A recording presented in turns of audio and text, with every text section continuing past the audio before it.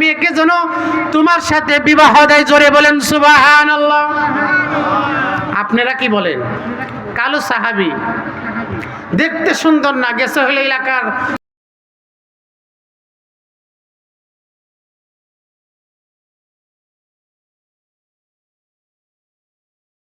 সবচেয়ে বড় শিল্পপতির বাড়িতে বিয়ে করার জন্য 1 টাকাও তার পকেটে নেই, 1টা টাকাও পকেটের মধ্যে নাই।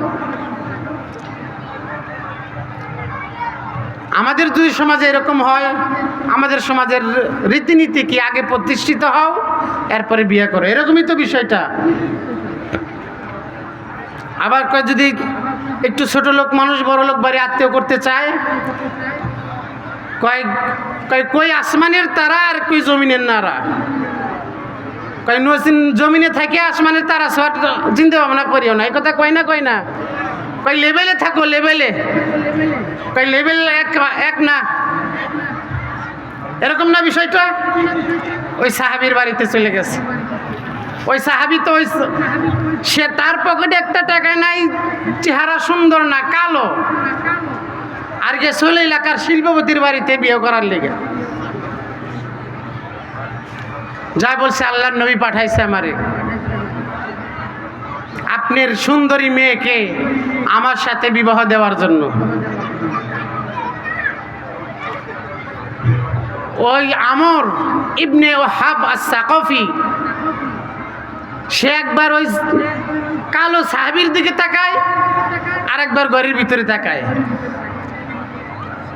যে কোনো দিকে তো মেলে নেই। তার মেয়ে হলো, তার মেয়েকে কেউ বলছে যে ওই সময়ের মদিনার হুর বলা হয়তো, এত সুন্দর, এর সাথে কে যায়? আমর ইবনে ওয়াহাব আস-সাকাফি বলতেছেন যে আল্লাহর নবী পাঠাইছে, ভাব ধরার জায়গা পাও না, আমার মেয়ের বিবাহ করার জন্য এসে কয়টি আছে পকেটে? কয় 1 টাকাও নাই। কয় এই চেহারা নিয়ে এই জায়গায় এসো, যাও মিয়া। মুখের সামনে দরজা লাগাই দিছে। হেও সাহাবী, আমর ইবনে ওয়াহাব সাকাফি, সেও সাহাবী। দেখেন নবী প্রেম মহিলাদের মধ্যেও কেমন ছিল। আমর ইবনে ওয়াহাব আস-সাকাফি দরজা যখন ওই কালো সাহাবীর মুখের মধ্যে লাগাই দিছে, মনে কষ্ট পাইছে না যে নবী পাঠাইলো, আমি তো নিজ ইচ্ছেই আসি নাই। সম্মানিত হাজিরিন, আমাদের সমাজে এরকম হইলে আগে মায়ের দিত, বিয়ের প্রস্তাব নিয়ে আইসোস। ওই সাহাবী মন খারাপ করে আল্লাহর নবীর দরবারে যাইতেছেন, আর ওই সাহাবীর সাথে, কালো সাহাবীর সাথে যে মেয়েকে বিবাহ করতে গেছিল, ওই মেয়ের বাবার কি কথা হয়েছে মেয়ে ভিতর থেকে সব শুনছে। ওই সাহাবীকে কে পাঠাইছিল? আরো জোরে বলেন, কে পাঠাইছিল? নবী পাঠাইছিল। ভিতর থেকে আমর ইবনে ওয়াহাব সাকাফির মেয়ে তার বাবাকে ডাক দিয়ে বলতেছেন, আব্বাজান, এটা কিন্তু ওহী নাজিলের যুগ। কি নাজিলের যুগ? ওহী নাজিলের যুগ। আব্বাজান, আপনি কি শোনেন নাই ওই কালো সাহাবীকে কে পাঠাইছিল? আপনি কি এই কথা শোনেন নাই? মদিনা মসজিদ থেকে রহমাতাল লিল আলামিন পাঠাইছিল। ওই কালো সাহাবীকে অপমান করা মানে আল্লাহর নবীকে অপমান করা, ঠিক আছে না বিষয়টা? কারণ সে তো নিজে জানে আল্লাহর নবী না পাঠাইছে। আল্লাহর নবী বিশ্ব নবী রহমাতাল লিল আলামিনের কাছে ওই কালো সাহাবী আস্তে আস্তে যাইতেছেন, আর ঘরের ভিতর থেকে মেয়ে ডাক দিয়ে বলতেছেন, আব্বাজান, ওই সাহাবীকে নবী পাঠাইছিল আমাকে বিবাহের প্রস্তাব দিয়া। আব্বাজান, আমার দয়ার নবী আল্লাহর বন্ধু আমার জন্য পাত্র ঠিক করছে, তার মানে স্বয়ং আল্লাহ আমার জন্য এই পাত্রটা ঠিক করছে।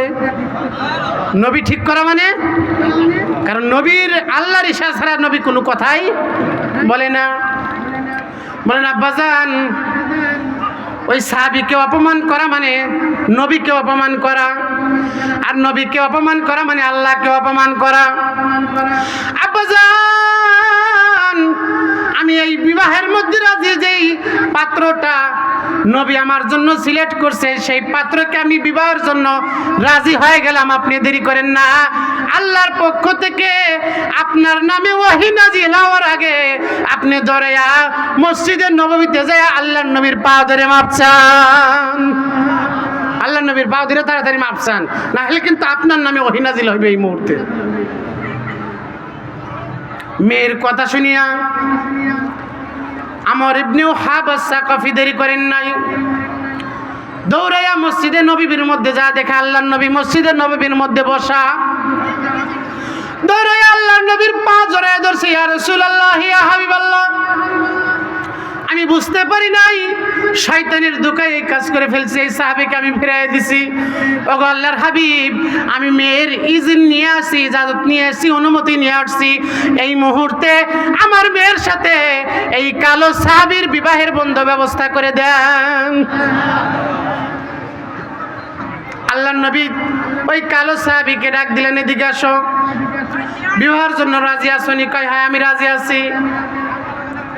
আল্লাহর নবী বিশ্ব নবী রাহমাতাল লিল আলামিন বলেন, ওই কালো সাহাবী তাকে আল্লাহর নবী ডাক দিয়ে বলতেছেন, ও আমার সাহাবী, বিবাহ তো করবা, বিবাহের জন্য মোহর দরকার আছে না নাই? মোহর লাগে না? আমাদের সমাজেও তো মোহর দেয়। আল্লাহর নবী বললেন 600 দিরহাম মোহর। কত দিরহাম? আমাদের সমাজে মোহর নিয়ে আমাদের একটা ভুল প্রচলন আছে যে মোহর বাড়াইয়া দিলেই মনে করে বিয়েটা টিকে থাকবো। মোহরে কি বিয়ে টিকে রাখতে পারে? ছেলে কতটুকু মোহর দিতে পারবে তার কাছে শুনে সেই মোহর ধার্য করা। মোহর খালি দললেই হয় না, ওটা দিতে হয়। মোহর ছাড়া বোর কাছে যাওয়া কিন্তু নিষেধ। মানে হাত তোলালেই তো অনেকেই ধরা খাই যাবেন, মোহর আদায় করেন নাই।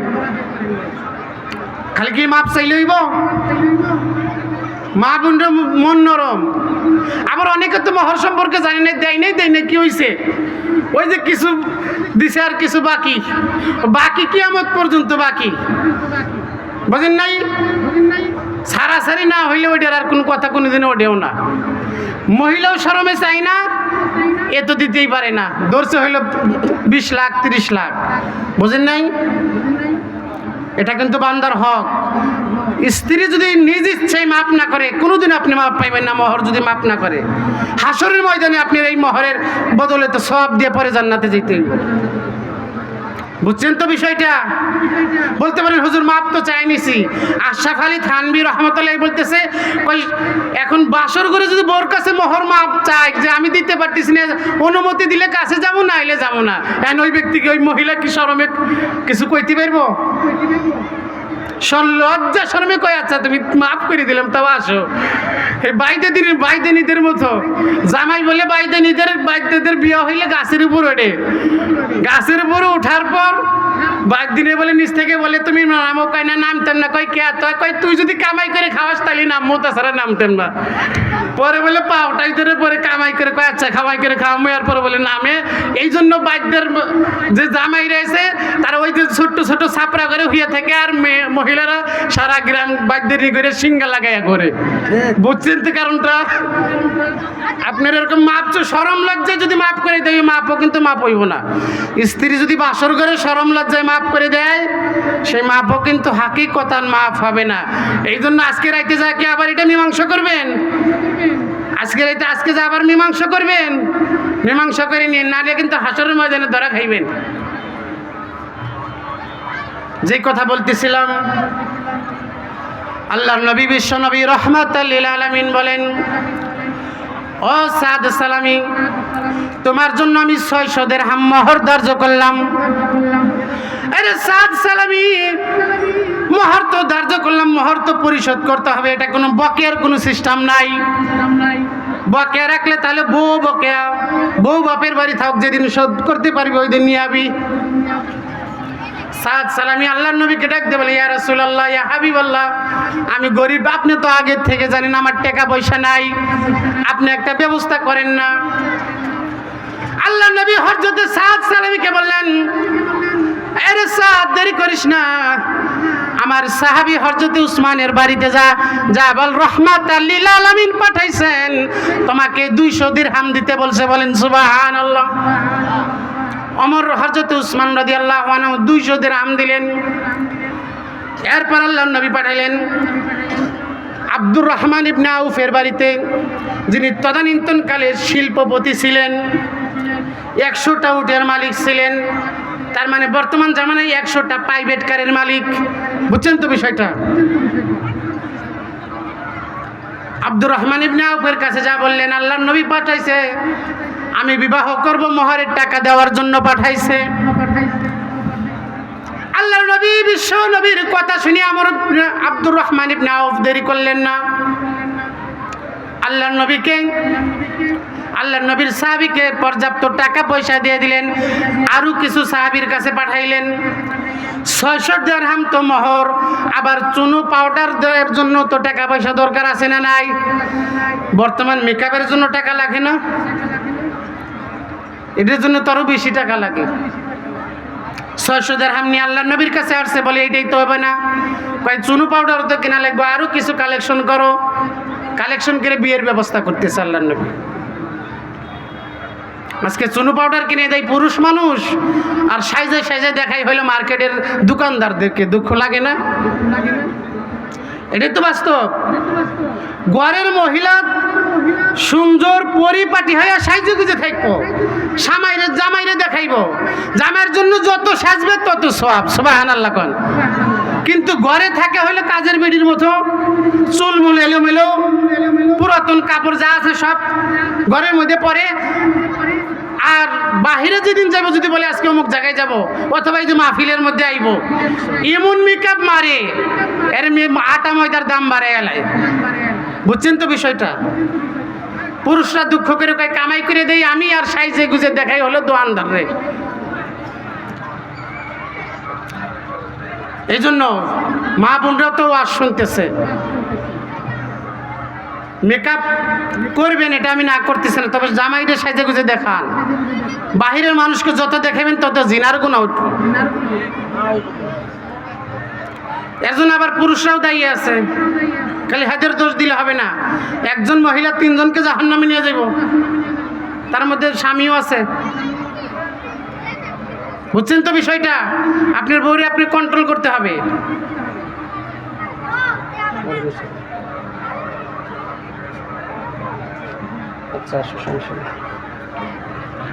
সম্মানিত হাজিরিন, যে কথা বলতেছিলাম, আল্লাহর নবী কিছু মোহরের ব্যবস্থা করে দিলেন, চুনো পাউডারের টাকারও ব্যবস্থা করে দিলেন। আমার কিন্তু বোঝানো উদ্দেশ্য যে সাহাবা একরাম আল্লাহর নবীকে কেমন ভালোবাসেন, ওই তরিকায় আমাদের ভালোবাসতে হবে, এটা বোঝানো উদ্দেশ্য। সাদ সালামী রাদিয়াল্লাহু আনহু দেরি করলেন না, টাকা পয়সা নিয়ে মদিনার বাজারের মধ্যে চলে গেছেন। গভীর মনোযোগ দিয়ে কথাগুলো শোনেন। সাদ সালামী মদিনার বাজারের মধ্যে যাওয়ার সঙ্গে সঙ্গে তার কানের মধ্যে কেনাকাটা শুরু করবে। এই মুহূর্তে কানের মধ্যে আওয়াজ চলে আসছে, আল জিহাদ, আল জিহাদ। জিহাদের দামামা বেজে গেছে। বাজারের মধ্যে মানুষ এলান দিতেছে। আল্লাহর নবী জরুরিভাবে মসজিদে নববীকে, নববীতে সবাই ডাকছে, জিহাদের ঘন্টা বেজে গেছে, আর দেরি করার সময় নাই। সাদ সালামী বিবাহ করবে, বিবাহের বাসর ঘরে ফুল সজ্জা করবে, বইয়ের জন্য জিনিসপত্র কিনতেছে, নিজের জন্য জিনিসপত্র মদিনার বাজার থেকে কিনতে গেছে। এর মধ্যে যুদ্ধের জামামা বেজে গেছে। সমস্ত যুবক সাহাবীরা ঘোড়া নিয়ে, তীর নিয়ে, বল্লম নিয়ে আল্লাহর নবীর সাথে জিহাদ করার জন্য বের হয়ে গেছে। সাদ সালামী আসমানের দিকে মাথা উঠায়া আল্লাহকে ডাক দিয়ে বলতেছেন, আল্লাহ, মনে তো ইচ্ছা ছিল নবীদের সুন্নাত বিবাহটা আমি করব, আল্লাহ, বিবাহ করার জন্য আমি চলে আসলাম বাজারের মধ্যে কেনাকাটা করার জন্য।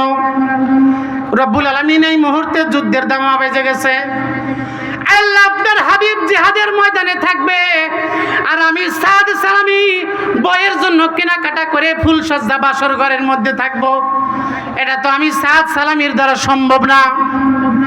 সাদ সালামি দেরি করলেন না, আল্লাহকে বললেন, আল্লাহ রব্বুল আলামিন দুনিয়ার মধ্যে বিবাহ হোক আর না হোক, আমি আল্লাহর নবীকে ভালোবেসে আল্লাহর নবীর সাথে আমি জিহাদের ময়দানে অংশগ্রহণ করবো। জোরে বলেন সুবহানাল্লাহ। আল্লাহর নবী বিশ্ব নবী রহমাতাল লিল আলামিন দেরি করলেন না। হযরত সাদ সালামী রাদিয়াল্লাহু আনহু বাসর ঘরের জন্য কেনাকাটার যে টাকা পয়সা নিয়ে গেছিল মদিনার মধ্যে, সেই টাকা পয়সা দিয়ে দামি একটা ভালো একটা যুদ্ধ করার জন্য তরবারি করলেন। বলেন সুবহানাল্লাহ। একটা তরবারি ক্রয় করলেন, ভালো একটা ঘোড়া ক্রয় করলেন। আল্লাহর নবী বিশ্ব নবী রহমাতাল লিল আলামিন জিহাদে যাইতেছেন। সাদ সালামী চিন্তা করতেছেন, আল্লাহর নবী যদি আমাকে দেখে আমি বাসর ঘরের কেনাকাটা বাদ দিয়ে জিহাদের ময়দানে আসছি, আল্লাহর নবী তো আমাকে অনুমতি দিবেন না। আল্লাহর নবী তো নিজের স্বার্থপর না, সাহাবে কেরামরাও চিন্তা করেন। সাদ সালামী কাপড় কিনলেন, কাপড় কিনা তার পুরা শরীর পেঁচাইলেন আল্লাহর নবী যেন চিনতে না পারে, এবং মুখের সামনে মাস্ক ব্যবহার করলেন, এভাবে কাপড় বাঁধলেন যেন আল্লাহর নবী সাদ সালামীকে জিহাদ থেকে বাধা না দেয়। বাসর ঘরের টাকা দিয়ে তরবারি কিনছে, ডাল কিনছে, ঘোড়া কিনছে। সাদ সালামী দেরি করলেন না, আল্লাহর নবীর সাথে জিহাদের মধ্যে চলে গেলেন। সাদ সালামী শক্তিশালী মানুষ ছিলেন, মুখের মধ্যে মুখোশ পরা। তিনি ঘোড়ার উপরে উঠে কাফেরদের একেবারে যেখানে তুমুল বেগে যুদ্ধ চলতেছে, কাফেরদের শিবিরের মধ্যে চলে গেছে। ওখানে যা শত শত কাফেরকে জাহান্নামের মধ্যে পাঠাই দিতেছে। বলেন সুবহানাল্লাহ। কাফেরেরা চিনতে পারতেছে না এটা কি আমাদের দলের লোক নাকি মুহাম্মদের দলের লোক, চিনতে পারতেছে না, মুখ বাঁধা। এক পর্যায়ে দেখেন সে শুধু কাফেরদেরই মারে, মুসলমানদেরকে তো মারে না। কাফেররা বুঝে ফেলাইলো, দেরি করলো না, চতুর্মুখী আক্রমণ করে সাদ সালামীকে যুদ্ধের ময়দানে শহীদ করে দিলেন। বলেন সুবহানাল্লাহ। সাদ সালামী যুদ্ধের ময়দানে শহীদ হয়ে গেলেন, মুখ বাঁধা, পুরা শরীর রক্তে ভিজে গেছে। যুদ্ধ শেষ হয়ে গেল। মুসলমানদের সৈন্যদের মধ্যে যারা শহীদ হয়েছেন তাদেরকে এক জায়গায় করা হইতেছে। আল্লাহর নবী বিশ্ব নবী রহমাতুল লিল আলামিন শহীদদের সারিবদ্ধ লাশ দেখে, সাদ সালামীর হাত দেখে কালো দেখে আল্লাহর নবীর দিলের মধ্যে বাড়ি মারছে। এটা তো আমার সাহাবী সাদ সালামীর হাতের মধ্যে মতো দেখা যায়। এক তো আমি বিবাহ করার জন্য মদিনার বাজারে কেনাকাটার জন্য পাঠাইছি, এ আবার যুদ্ধে আসছে নাকি দেখি। আল্লাহর নবী সাদ সালামীর হাতে ধরছেন, হাতে ধরে দেখে না এটা তো আমার সাহাবী সাদ সালামী। আল্লাহর নবীর মনটা নরম হয়ে গেছে, জার জার জার করে পানি ফেলাইতেছে চোখের। সাদ সালামীর মুখের মুখোশ টান দিয়ে আল্লাহর নবী খুলছেন, তাকায় দেখে পুরা মুখটা রক্তে রঞ্জিত হয়ে গেছে। আল্লাহর নবী সাদ সালামীর লাশটা নিজের উরুর উপরে নিয়ে নিলেন আর ডাক দেয়, আরে সাদ, তুমি আমি নবীর জন্য এত করছো। সাদ রে, তোমার তো বাসর ঘরের মধ্যে থাকার কথা ছিল, তুমি আজকে জিহাদের ময়দানে এসে শহীদ হয়ে গেল রে সাদ। আল্লাহর নবী বিশ্ব নবী রহমাতুল লিল আলামিন সাদের লাশটা হাতাইতেছেন আর আদর করতেছেন, আর চোখের পানি দিয়ে সাদের লাশটা ভিজায় দিতেছেন। আল্লাহর নবী বিশ্ব নবী রহমাতুল লিল আলামিন সাদ রাদিয়াল্লাহু তাআলা নূর চেহারার দিকে তাকায়া চোখের পানি ফালায়া কাঁদতেছেন। হঠাৎ করে আসমানের দিকে শব্দ হয়েছে, আল্লাহর নবী আসমানের দিকে তাকাইছে। আসমানের দিকে তাকাই আল্লাহর নবী একটা মুস্কি হাসি দিয়ে দিয়েছেন। বলেন সুবহানাল্লাহ।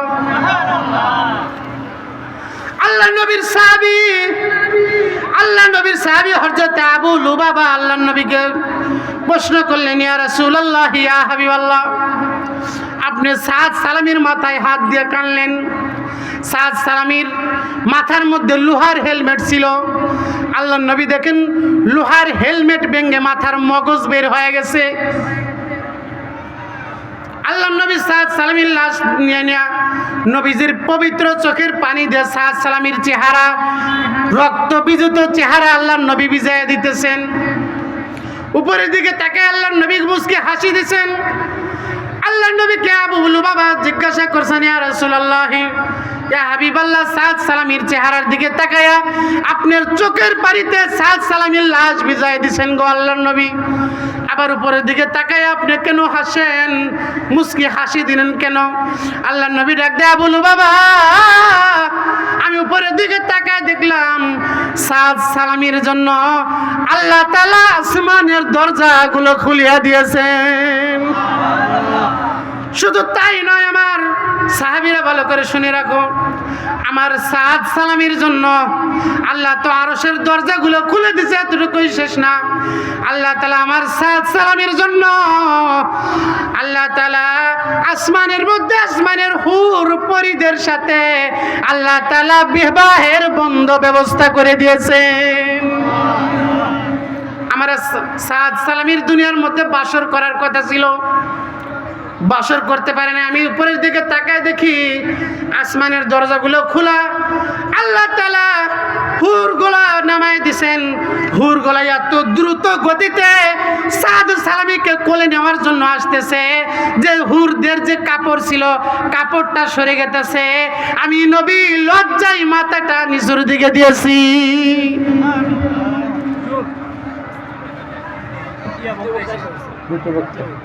তুমি আর আস্তে আস্তে স্টেজে বলো যে হুজুর শোনো, বলো যে হুজুর স্টেজে যাবেন না, কেউ স্টেজে দরকার আছে, পোশাকটা দরকার আছে, যদি স্টেজে এসে নিয়ে আসো, যদি পোশাকটা না করে তখন সেখানে পারবে, দেরি করে না। সম্মানিত হাজিরিন, কথা শেষ করে তুমি, খারাপ লাগতেছে আপনাদের? খারাপ লাগতেছে?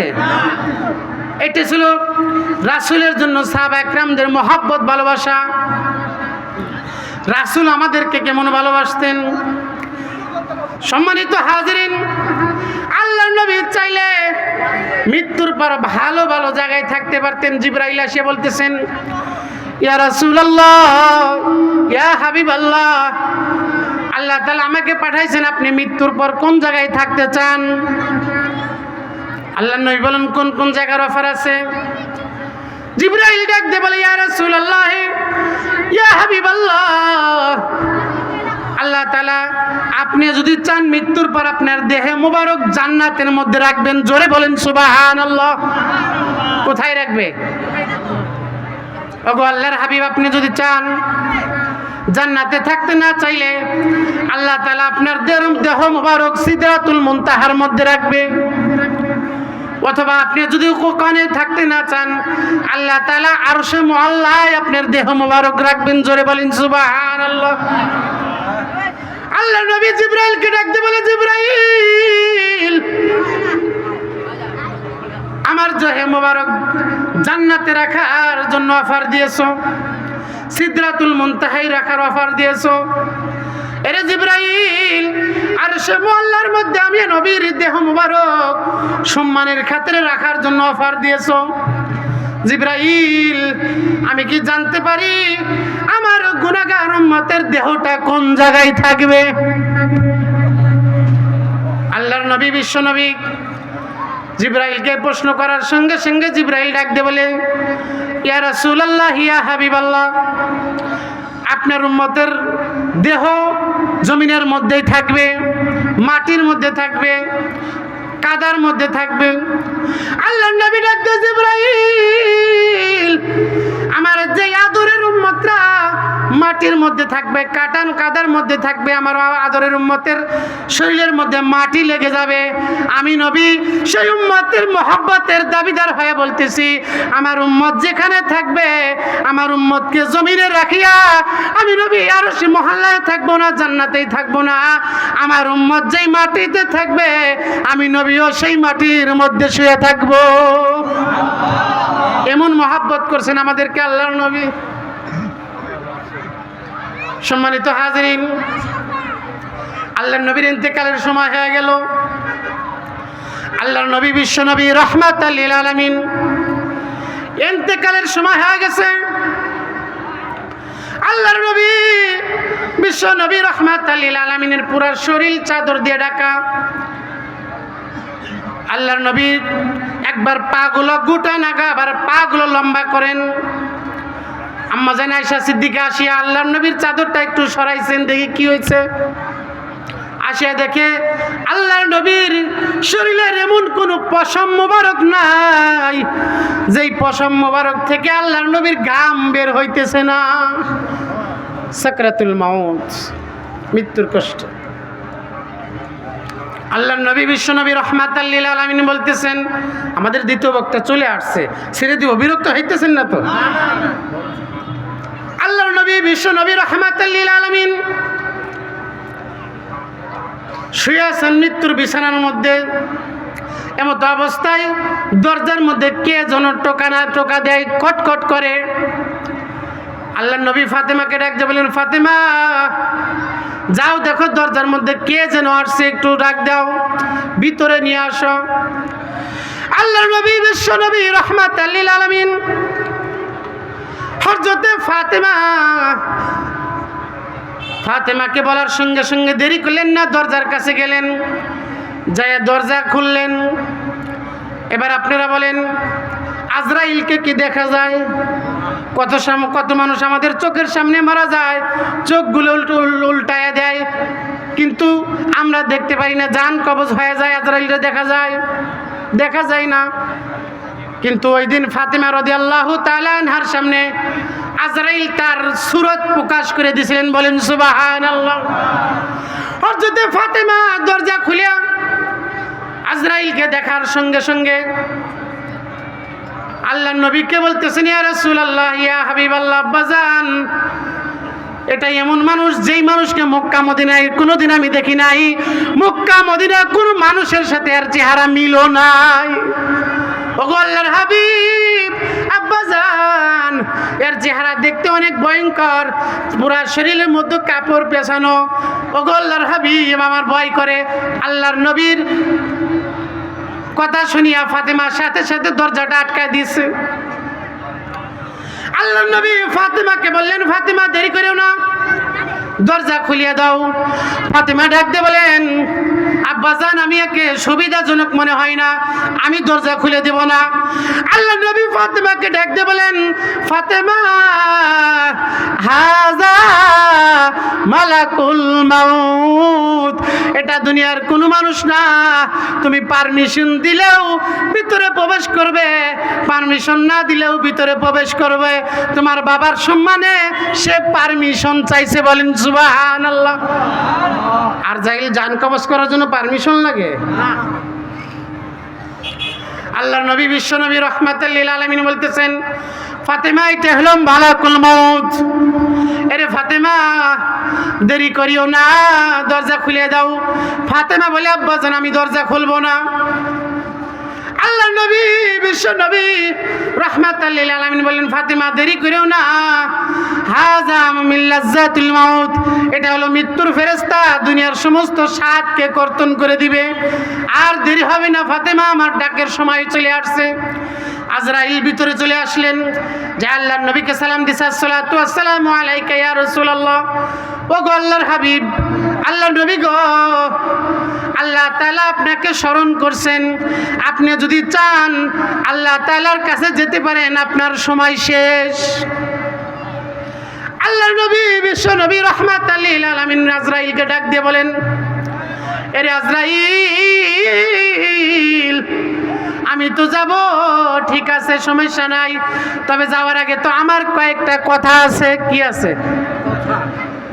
আমি আল্লাহর দরবারে এখন যাব কি যাব না, আমার তো পরামর্শের ব্যাপার আছে, আমি আল্লাহর সাথে পরামর্শ করব, এরপরে তোমাকে জান কবজ করবা কিনা তারপরে পারমিশন দেব। বলেন সুবহানাল্লাহ।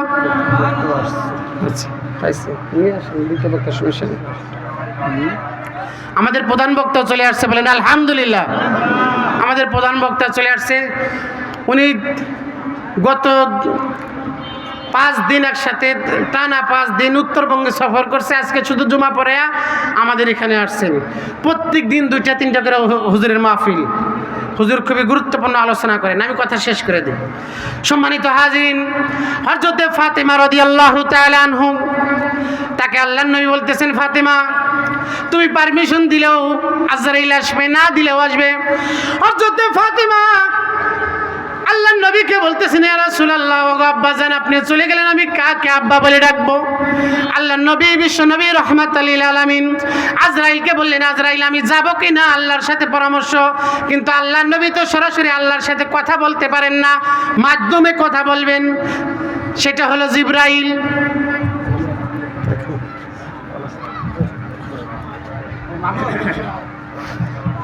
হযরতে জিবরাইল আলাইহিস সালাতু ওয়াস সালাম আল্লাহর নবী আজরাইলকে জিজ্ঞাসা করতেছেন, রে আজরাইল, আজরাইল আমার ভাই জিবরাইল কই? আইনা কি জিবরাইল, আমার ভাই জিবরাইল কই? আজরাইল বলতেছে, তাকে তো আমি আসমানের মধ্যে দেখিয়ে আসছি। এই কথা বলার সঙ্গে সঙ্গে আল্লাহ বলে, না জিবরাইল দেরি করিস না, আমার বন্ধু স্মরণ করেছে, তাড়াতাড়ি আমার বন্ধুর কাছে যা। জিবরাইল দেরি করেন নাই, ৭০,০০০ নূরের পর্দা, ৭০,০০০ পাখা একটা জাপটা মারিয়া সেকেন্ডের মধ্যে আল্লাহর নবীর সামনে আইসা দাঁড়ায় গেছেন।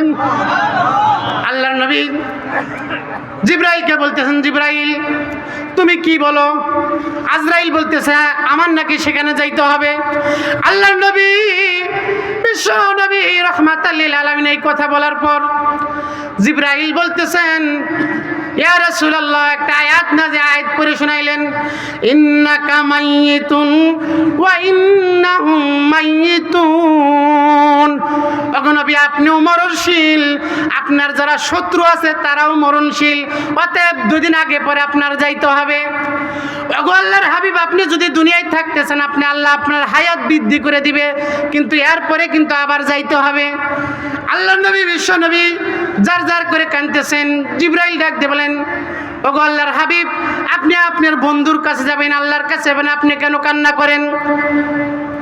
আল্লাহর নবী বিশ্ব নবী রাহমাতুল লিল আলামিনকে জিবরাইল বলেন, ওগো আল্লাহর হাবিব, আপনি কার জন্য কাঁদেন? বাপ মার কথা মনে পড়ছে নাকি? আল্লাহর নবী ডাক দিয়ে, জিবরাইল বাপ মার কথা মনে পড়ে নাই, তাহলে কি ফাতেমার কথা মনে পড়ছে নাকি? বলে না, ফাতেমার কথা মনে পড়ে নাই। ফাতেমাকে তো আল্লাহ তাআলা ওয়া সাইয়্যিদাতু নিসাই আহলিল জান্নাহ, জান্নাতের মহিলাদের সর্দার বানায় দিয়েছে, বলেন সুবহানাল্লাহ। ওগো আল্লাহর হাবিব, আপনি কি হাসান হুসাইনের জন্য কাঁদেন? আল হাসান ওয়াল হুসাইন সাইয়্যিদা শাবাবি আহলিল জান্নাহ, আপনি হাসান হুসাইনের জন্য কাঁদেন না? হাসান হুসাইনকে তো আল্লাহ তাআলা জান্নাতের যুবকদের সর্দার বানিয়ে দিয়েছেন, বলেন সুবহানাল্লাহ। আল্লাহর নবী বলেন, না আমি হাসান হুসাইনের জন্য কাঁদি না। বলে তাহলে কার জন্য কাঁদেন?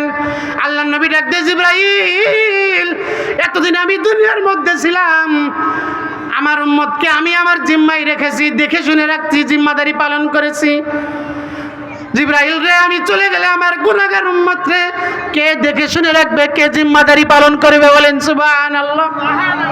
আল্লাহর নবী বিশ্ব নবী রাহমাতুল লিল আলামিন বলতেছেন, আমি যতদিন দুনিয়ার মধ্যে ছিলাম আল্লাহ বলছেন, মা কানাল্লাহু লিয়াযিবাহুম ওয়া আনতা ফীহিম।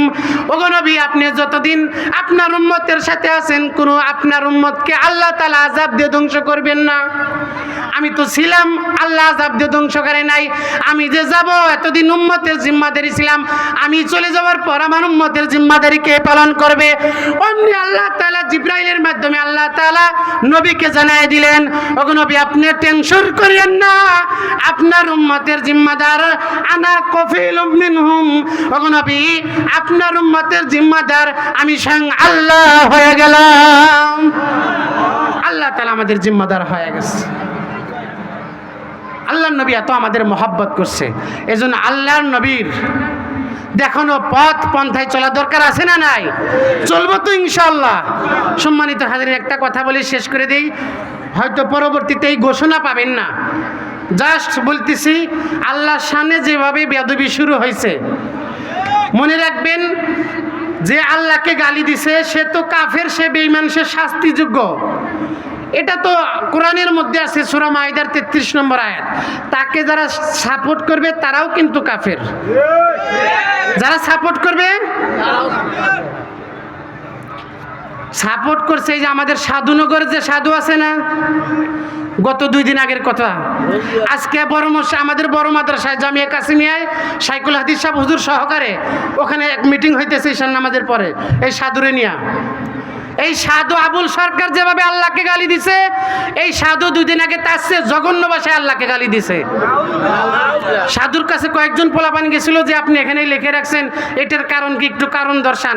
সেই কারণ না দর্শাইয়া তৌহিদি জনতাকে সহ আল্লাহ সম্পর্কে আরো বাজে মন্তব্য করছে এবং সে পাওয়ার দেখাইছে যে পুলিশ দিয়া তৌহিদি জনতা যা দিয়ে যা করতে পারস করিস।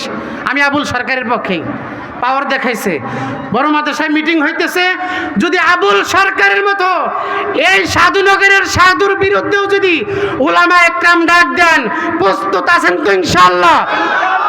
নবীর মহব্বতে সাহাবা একরাম জান দিয়ে দিছে, আপনারা কাজ ফালিয়ে যাইতে পারবেন না ইনশাআল্লাহ? কারা কারা পাইবেন আল্লাহকে 2 হাত তুলে দেখান। আল্লাহ এই হাতগুলো কবুল করেন, আল্লাহ কবুল করেন। কোরআনের আলো ইসলামের শত্রুরা